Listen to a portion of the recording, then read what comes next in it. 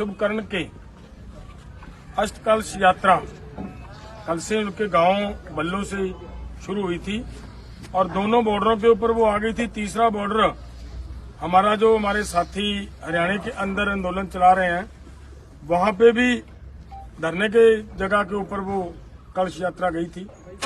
वहां से अब आगे यात्रा शुरू करने का जो प्रोग्राम था कल दिया गया, उसी के आधार पर उसी के ऊपर आगे काम करते हुए आज सभी बॉर्डरों से कलश यात्रा आगे हमारे भाई हमारे शहीद शुभकर्ण के अष्टकलश यात्रा पूरे देश के लिए रवाना हो रही है। अलग अलग राज्यों में कलश जा चुके हैं, बहुत सारे राज्यों के कलश अभी बाकी हैं, वो अभी 1-2 दिन में ले लेंगे।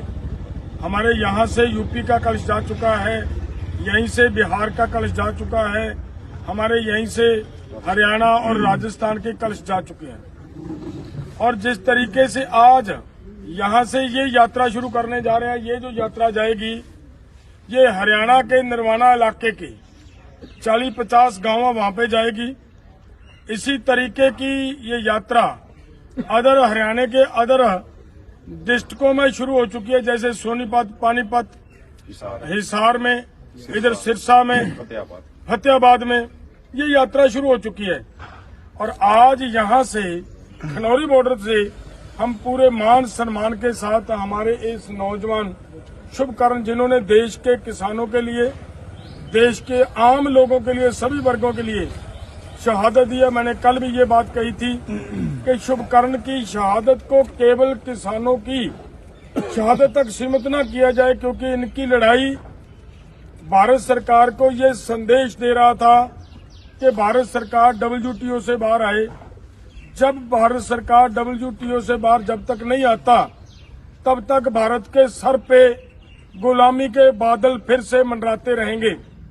ये लड़ाई लड़ रहा था हमारा शुभकर्ण, और हमारे साथ किए हुए वायदे जो सरकार ने किए उन वायदों को याद दिलाने जा रहा था दिल्ली की ओर। और वो जो सब आम लोगों के, किसानों के वायदे थे, दुकानदारों के वायदे थे, आम मजदूरों के वायदे थे।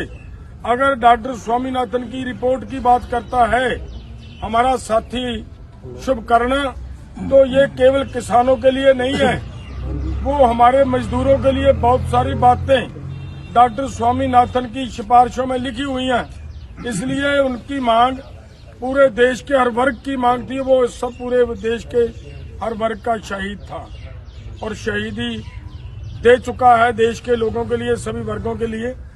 आज उनका कलश यात्रा यहाँ से शुरू करने जा रहे हैं। अभी अभी ये यात्रा यहाँ से शुरू होकर, मैंने पहले बताया कि नरवाना के इलाके के अंदर 40-50 गांव के अंदर ये यात्रा जाएगी।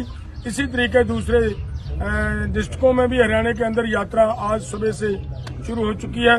इसी तरीके से शंभू बॉर्डर से भी अभी अभी एक यात्रा रवाना होने वाली है, वो रवाना होगी। सो मैं इतना ही कहूँगा